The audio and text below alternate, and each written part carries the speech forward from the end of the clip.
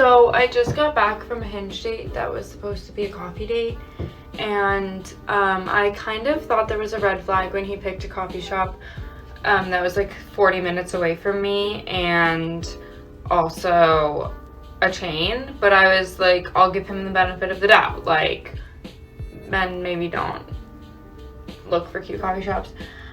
I show up and he's drinking his own coffee already, and I say hi and like sit down, and like 10 minutes into the conversation he's like, oh, like, aren't you gonna get a coffee? Like, pointing to the line. He's like, oh, do you want to wait for the line to die down and then you're gonna go up? I was like, okay, so you won't even give me a cup.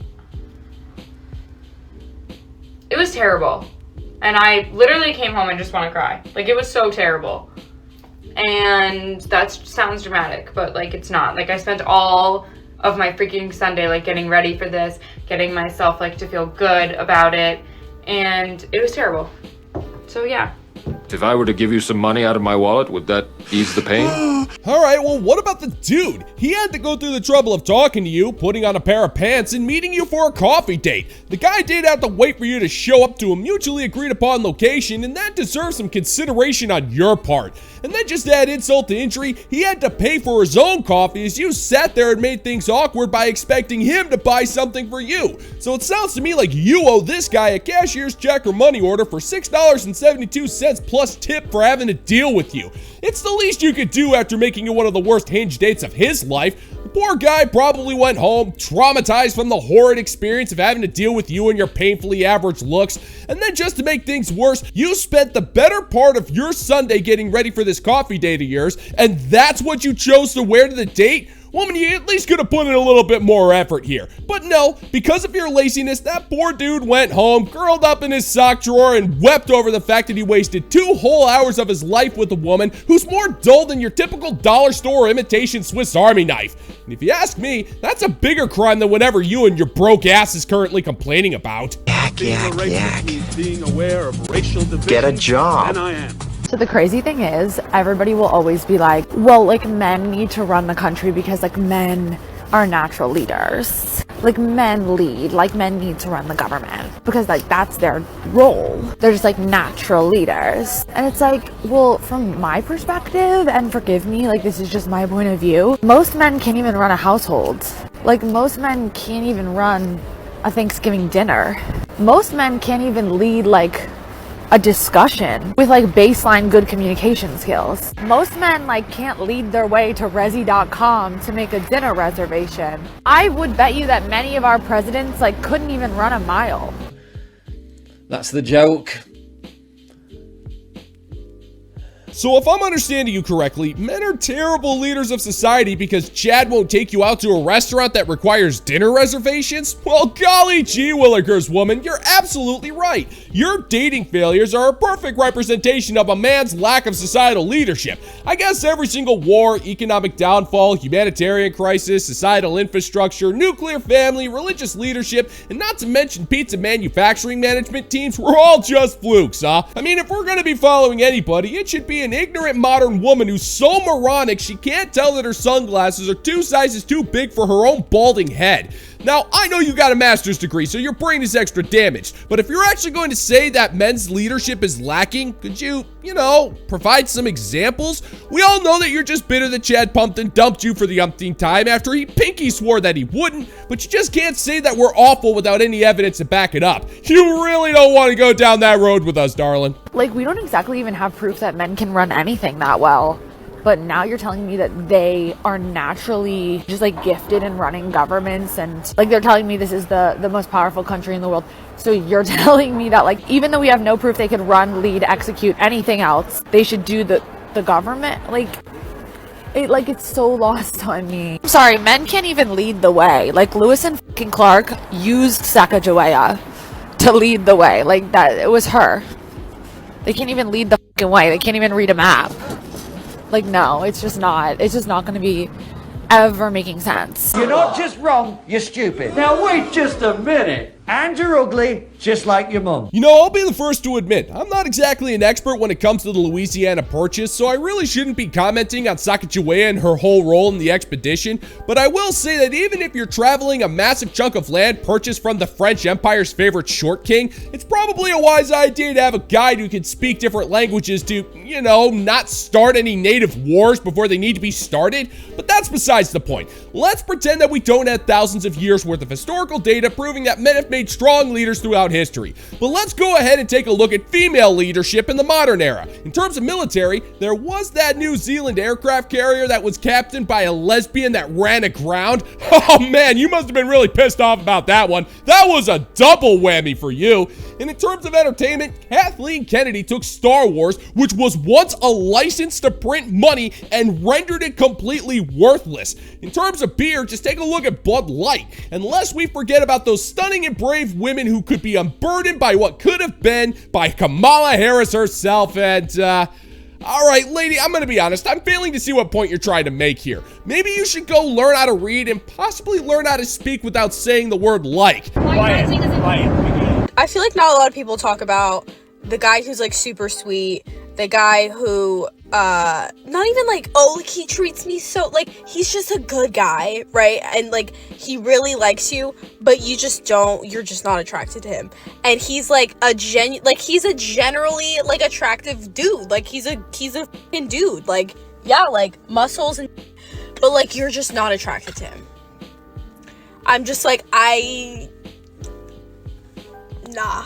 And I feel like you could really tell if you're attracted to a person if you actually start kissing them. Because then, like, you really tell. You can, like, tell. If, like, I'm just like, get off me. Get off me. What the hell are you talking about? Who are you talking to? Well, I don't know what boxed wine scented rock you've been living under, sister, but that's all we freaking hear about. We've got tens of thousands of hours worth of videos from modern women who complain about going out on dates with genuinely good dudes and not wanting to be with them because of chemistry, astrology, or your zoological instinct to sabotage your life by hooking up with Chad, Tyrone, Raphael, Marco, Pookie, Gavin, Ray Ray, Nigel, Wyatt, Theodore, Chang, Wang, Takeda, and One-Eyed Willie. You and your kind never shut up about it. The truth is, you're so emotionally broken that even if you found the dude who ticked all of your physical and emotional boxes, it won't make a lick of difference. You'll either dump him for something minor, or he'll dump you the second he realizes that you're such a freak show that you can't even get into the freak show known as modern women in Western dating. Which does beg the question, if you aren't attracted to these guys, then why the hell are you sucking face with them? I know you're desperate for a man's touch and all, but if you're kissing a man and you're not attracting to him, then all you're doing is leading the guy on and leaving him with balls of the blue variety. And sure, he may be the nicest guy in the world, but it doesn't matter when you're obviously terrible. Like for me, attraction is instant. Like I know instantly if I'm attracted to you or not. And you could be literally an amazing guy, amazing qualities, amazing, but I just won't be attracted to you. And that's the thing. And it sucks because then you feel like Future. Actually I love feeling like Future, but you know, like it sucks as you're like the person being like, it's not you, it's me.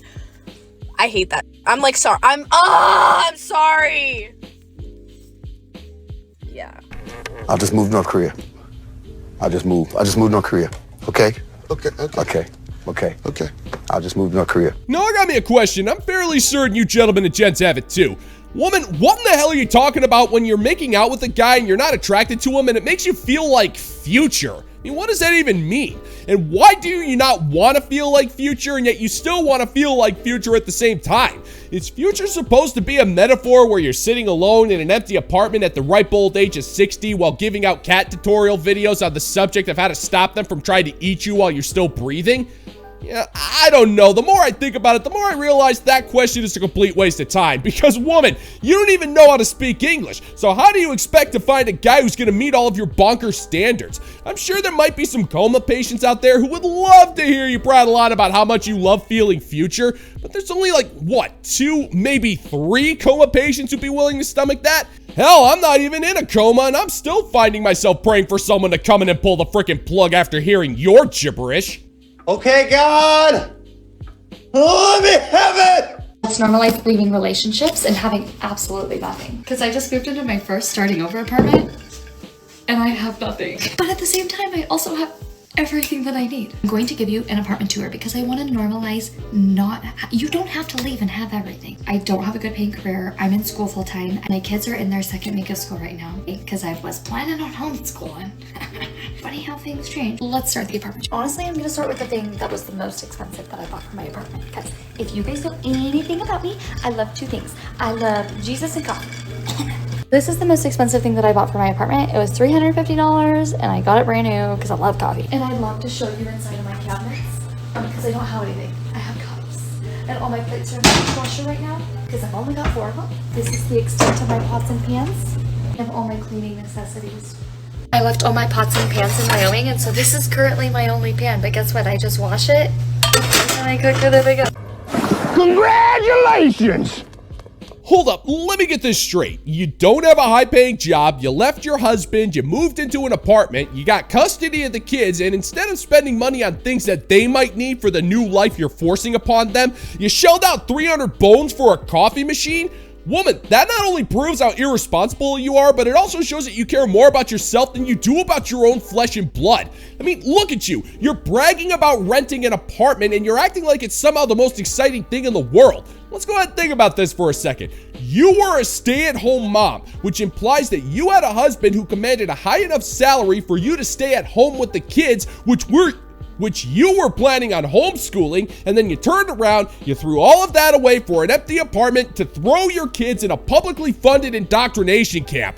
Well, I hate to break it to you, sister, but that's already normalized. You and your kind have been doing this for decades, and you think your stunning and brave move to completely destroy your family is somehow worth celebrating because you took your kids out of a nice house and are currently shoving them into an apartment where they'll never be able to see their own father regularly. But hey, at least you got your coffee, right? I guess that makes it all worth it. This is my living room. I got the couch for $200, which actually my mom paid for.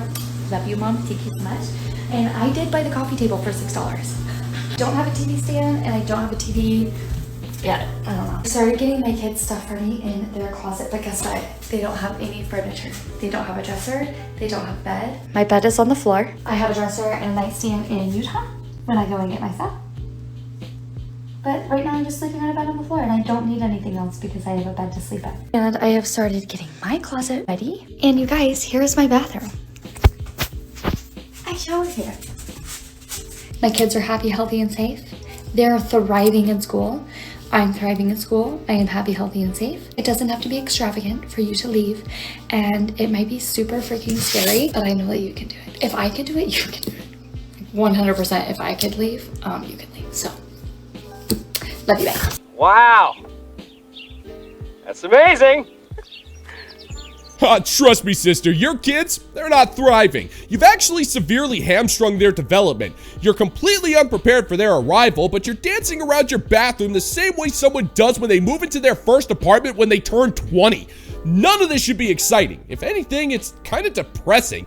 It's depressing to know that you have no problem sacrificing the emotional well-being of your own children so you could have your own apartment. You have no money, no real cookware, and your apartment is currently ill-equipped to take care of even a family of rats, let alone your 2 children. And the most disgusting part is how a court out there still somehow said that despite your lack of a reasonable income, no prepared home, and your blatant financial irresponsibility, you're still getting custody of your children as they quote-unquote co-sleep with your ex-husband, who seems to be the man who deserves sole custody since you're clearly impulsive and profoundly ungrateful for the life that he provided you. And this is made even worse when we see that you're acting like a freaking child yourself and bragging that you only have 6 cups and a cupboard with no food. I mean, face it, woman, you were riding the gravy train with biscuit wheels and you derailed that mother faster than your children's futures. But I guess none of that matters since you got your own shower, which isn't gonna do you any good in all honesty. There isn't a shower head in the world that can wash away that much filth.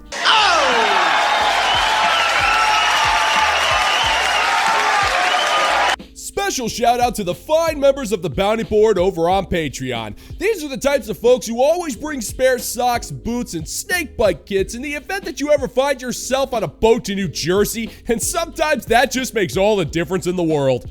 All hail! And if you're interested in supporting the channel, check out the bounty board over on Patreon, where $5 a month gets you access to almost 100 videos of exclusive content you're not going to find on YouTube. Links in the pinned comment down below if you want to check it out. And that's going to do it for today's video, gentlemen and gents. And as always, if you find that my particular brand of comedy is bringing you to the brink of laughter, then why don't you scroll on down and click that like and subscribe button, ring the notification bell, leave a couple of comments, and be sure to share this video so we can give the good old-fashioned middle finger to the YouTube algorithm.